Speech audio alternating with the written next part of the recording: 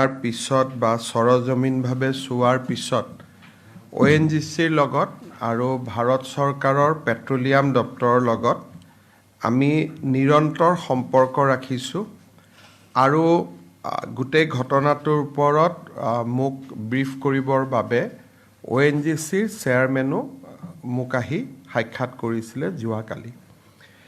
যেতিয়া এনেকুৱা gas leak হয় তেতিয়া plan A, plan B, plan C, plan D চাৰিটা ইমাৰ্জেঞ্চি মেথড ONGCয়ে এক্টিভেট কৰে বা অইল ইণ্ডিয়াই এক্টিভেট কৰে। প্ৰথমটো হৈছে যে তেওঁলোকে যিটো জাগাৰ পৰা গেছ ওলাই আছে তাত তেওঁলোকে প্ল্যান Aত মাড বা বোকা তেওঁলোকে দিয়ে আৰু গেছটো লিকটো বন্ধ কৰিব পাৰে নেকি চেষ্টা কৰে। তাৰ পিছত প্ল্যান Bত তেওঁলোকে কিছু মেটেৰিয়েল ওপৰৰ পৰা ঢালে, সেই মেটেৰিয়েলবিলাকে গেছ ওলোৱাটো বন্ধ কৰিব পাৰে নেকি সেই বিষয়ে চেষ্টা কৰে। আৰু যেতিয়া এই দুইটা বিফল হয় তেতিয়া তেওঁলোকে যিটো জাগাৰ পৰা গেছ লিক হয় বা গেছ ওলাই আছে তাক সম্পূৰ্ণৰূপে কেপিং কৰি দিয়ে। তাৰমানে সেই যিটো ৱেল সেইটো চিৰদিনৰ কাৰণে বন্ধ হৈ যায় আৰু তাক তেওঁলোকে কেপিং কৰি দিয়ে।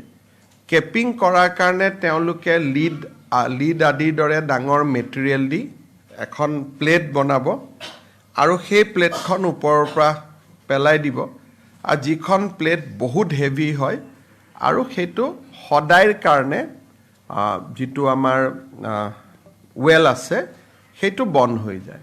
বাগজানতো প্ল্যান A, প্ল্যান B দুইটা বিফল হোৱাৰ পিছত তেওঁলোকে প্ল্যান C অৰ্থাৎ কেপিং কৰি চিৰদিনৰ কাৰণে ৱেলটো বন্ধ কৰি দিছিলে।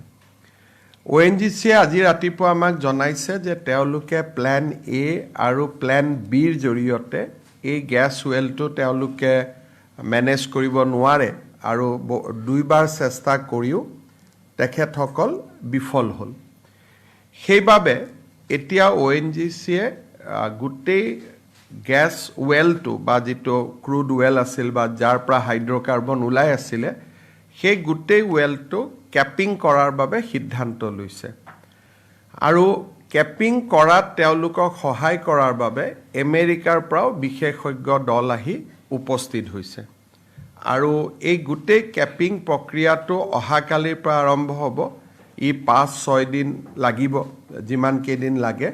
কিন্তু ফাইনেলি যি ধৰণে অইল ইণ্ডিয়াই কৰিছিলে তেওঁলোকে ইয়াক কেপ কৰাৰ বাবে সিদ্ধান্ত লৈছে, কেপিং কৰাৰ বাবে সিদ্ধান্ত লৈছে আৰু এইকেইটা দিন ৰাইজে সকলোকে সহায় কৰিব লাগিব আৰু গোটেইখিনি হৈ গ'লে আমাৰ পাৰ্মানেণ্টলি ৱেলটো কেপ হৈ যাব। ৰাইজৰ ক্ষতিপূৰণ আদিৰ ক্ষেত্ৰতো মই ONGCৰ চেয়াৰমেনৰ লগত কথা পাতিছোঁ। তেখেতসকলে মোক এইটো আশ্বাস দিছে যে ONGC আৰু জিলা প্ৰশাসনে যুটীয়াভাৱে ৰাইজৰ ক্ষয় ক্ষতিৰ বুজ ল'ব আৰু যি ধৰণে ক্ষয় ক্ষতি হৈছে তাক ONGCয়ে যিমান পাৰে আমাৰ ক্ষতিগ্ৰস্ত ৰাইজক সহায় কৰাৰ বাবে চেষ্টা কৰিব।